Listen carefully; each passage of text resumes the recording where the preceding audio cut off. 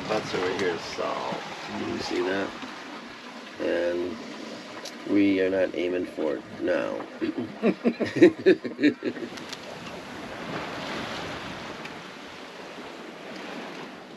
Instead of using a wing-on-wing approach, we're planning to use an asymmetric Spinnaker, which will be more efficient to propel us downwind to the island of Saul. I've just been sitting saying, somebody's going to want this someday. Red, white, blue, mostly white, on the shack. Hey, John, how do you secure the bag to the net? Controls is there. Yeah. So important.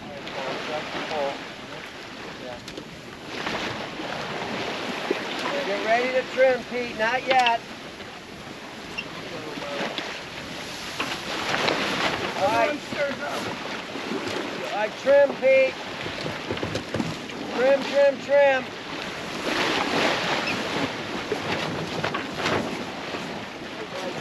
You don't want to sheet it in flat like a jib.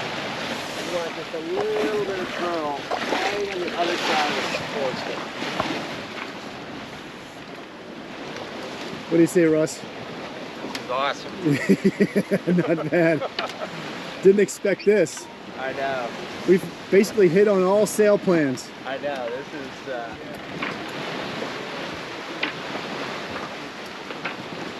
So we have clue line aft to the rear winch. We'll look at that. The head is up attached to the Spinnaker halyard.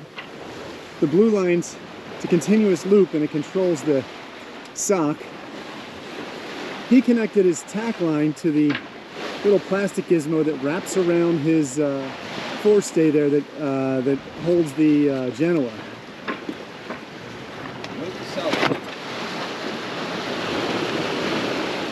Probably not the easiest thing to do alone, because at the same time that we were hoisting this up, we had somebody on the rear sheet that's attached to the clue there, and they were trimming it. And we also had somebody on the wheel to make sure that it stayed full. So I'd say at minimum 2 people who know what they're doing to get this thing up in these types of conditions. That is one beautiful sail.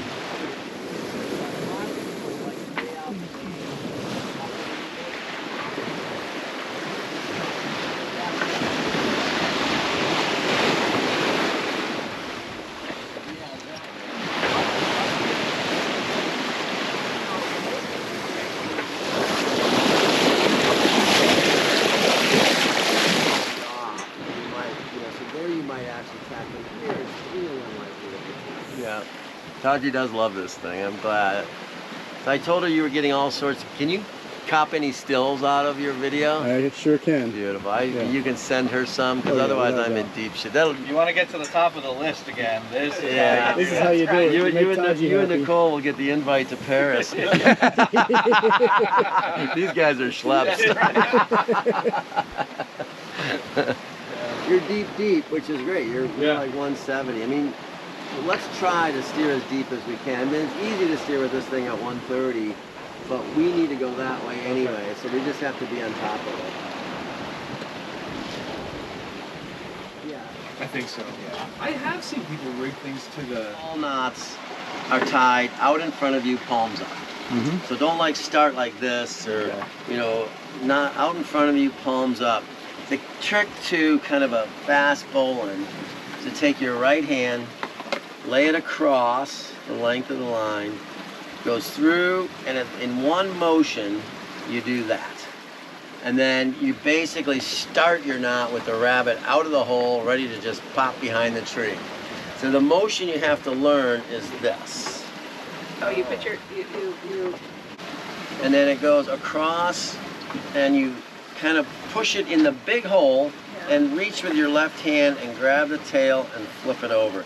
It sounds complicated, but it's just a muscle memory thing. And once you get that, your whole world improves. You're done with the knot then.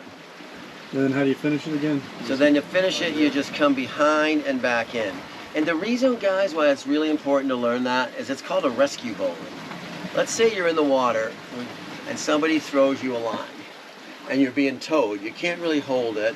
You're trying to get it either through your D-ring or something, so you tend to put it behind you, and if you don't tie a good knot, it's going to kill you, right? This thing's just going to go. So you learn climbing, and you learn like rescue swimmers learn, pull in on this line and then tie a rescue bowline like that. You can almost do it with one hand.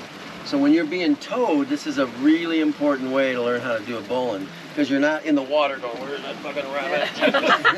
Exactly. So the rescue bowline is, you got this in your hand, you just kind of fling it around. And the way you think about it is you just bring this right through like that. And now you're right there, right? So you're in the water, flailing around, you take your right arm and bring it around, and now you just kind of go like this and get your arm out of there and let it pull you tight.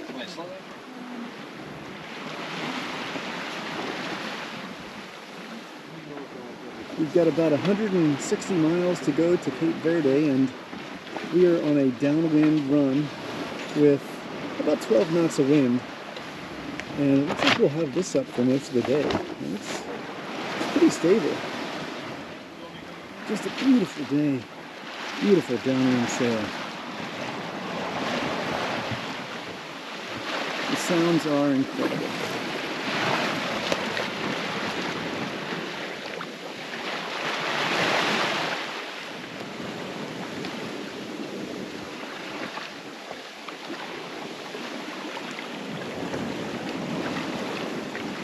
Sea state's still a little bit rolly, and the Spinnaker's reacting to that motion, but overall very stable. Apparent wind is 8.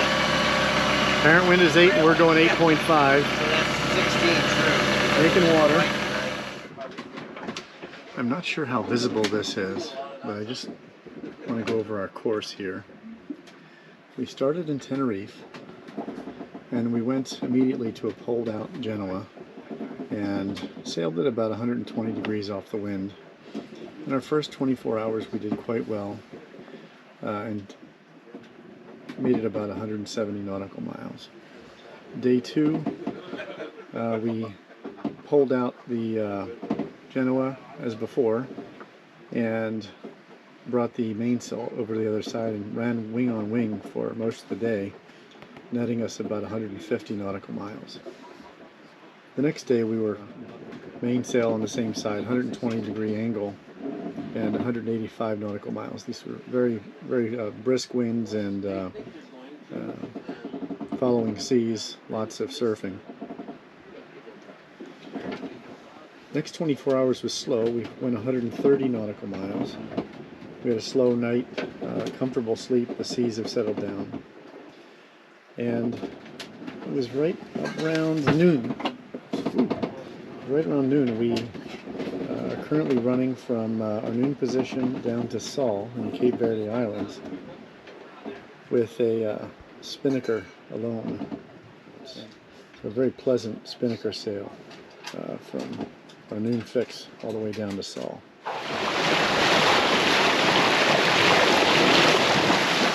Unbelievable day. Waterfront view every direction.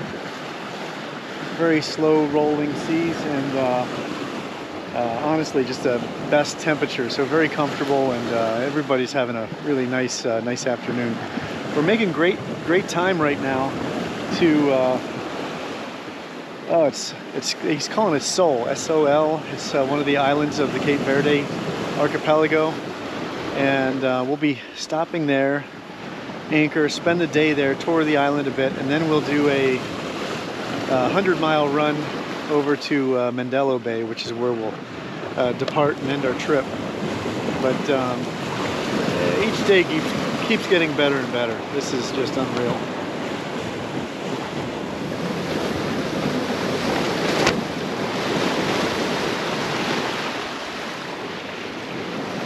With sailing gently under a beautiful pink kite on a beautiful January afternoon in the tropics doesn't get you excited, then this is definitely not for you.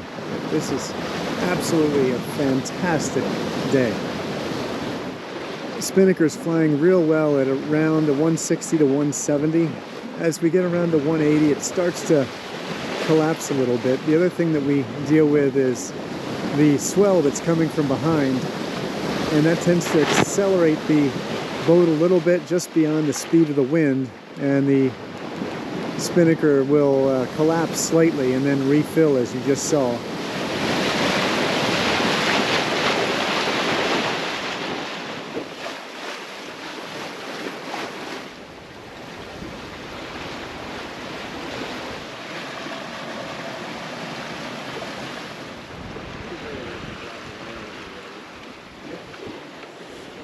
Spinnakers come down, we are gently sailing. We have our nighttime sail plan up, which is a pulled out full Genoa and the staysail. Hey, our friends are back.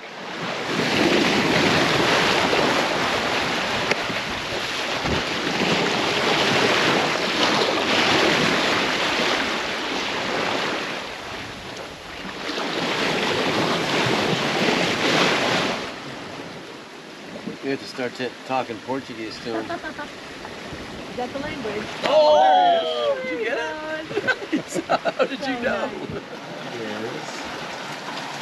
I don't know what that is. What is that? It's like a bonita. Yeah. But it really is a strong belief of mine that when you're making an approach, and that this is super easy, but you should have the harbor memorized so that if things go awry, you're not just following that little boat on a screen wondering, oh shit, what do I do now? We can look at this inset and say, well, it's pretty much deep water everywhere. If there is an issue, it looks like there's a little bit of a reef to the south. We know the winds are going to be blowing like that, so we can bail out at any moment. And the depths aren't going to diminish until we're pretty darn close in. So we might very well be anchored in like, you know, somewhere between 10 and 15 feet. Which is great because you can put 60 feet of chain out, not have a big swinging radius, and be well anchored. So this is line of position Sirius, line of position Capella. Right. We plot those lines together. This is our, based on our star site, this is our position. This is the GPS fix. So we're 4 miles off of our GPS fix based on star sightings. Correct. Very, very cool. Pretty crazy. Awesome. We're good. You guys are good. We had a great instructor. Yeah. This almost looks like one of these. So now, what you would do in reality, guys, you have a cocked hat. This is like the. Oh, sorry. This is the big thing in navigation. Yeah. And you would now take the center of that cocked hat. Without any doubt, this is what you would do if you were Lord Nelson himself, and you would. Can't see anymore. Take the Lord center Russ. of that. And that would be your fix. And you guys are literally a couple of miles off the GPS. The cocked hat is a triangle, is the epitome of celestial navigation. That's as good as it gets. That's a really sweet cocked hat, and you guys are That close. that close. That is really remarkable. Yeah, that's really good sight taking, good sight reduction, and good plot.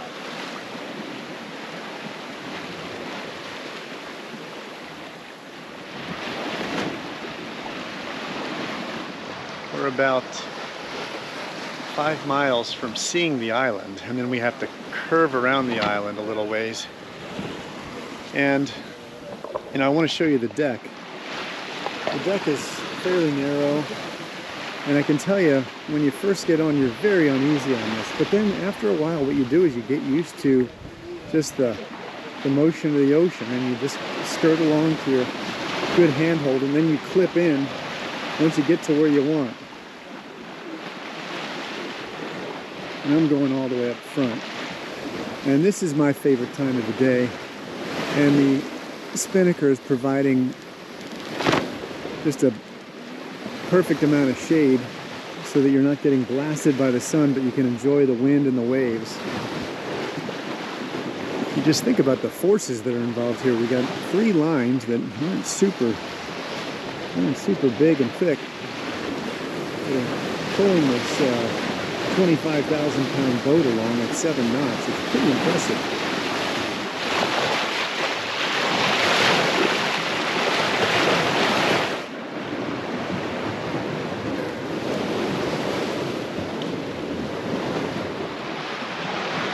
So the plan is to leave the Spinnaker up for the time being. We still have quite a bit of wind, about 15 knots, and it's going to be a little bit dicey getting the Spinnaker down with that much wind.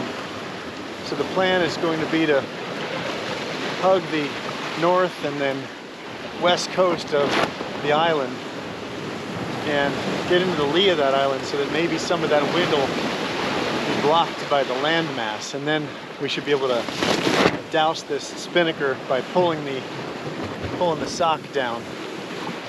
So we'll see how it goes.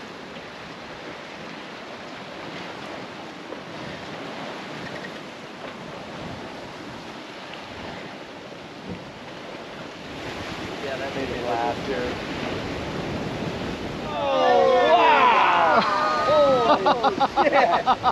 Wow. That was awesome. That was awesome. What a show!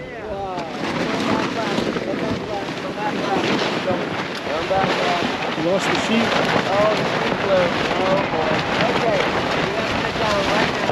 We're coming downwind a little bit.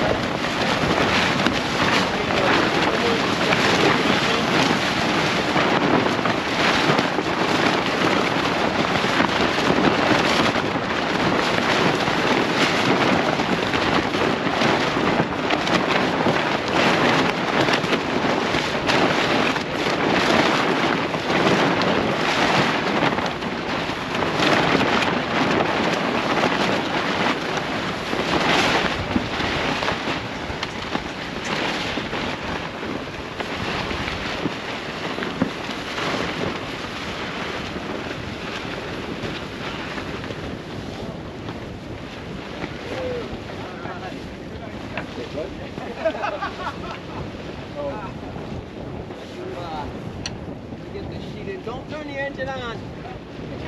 It's in neutral. It's in neutral.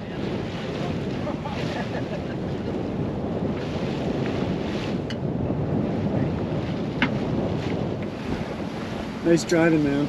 So when we're solo, we've determined that releasing the sheet is the procedure. Yes. Just release the sheet And just go out there. well, we made it, Island of Saul. And it is a windy and rocky anchorage. We had a lot of trouble getting this anchor set, but we've got... That area back there is extraordinarily crowded, and given the dicey holding, I'm really glad we tried here, because we just dragged from in between those two boats back here until we finally got good holding. So the plan is we're going to stay on the boat tonight and just keep an eye on this anchor and have a nice dinner and some drinks, and plan on exploring the island of Saul tomorrow. All right. Cheers. Cheers. Yeah. Thank you for watching, and remember to like and subscribe. Stay tuned for part 3, where our voyage to Mandelo is met with a sailor's worst nightmare.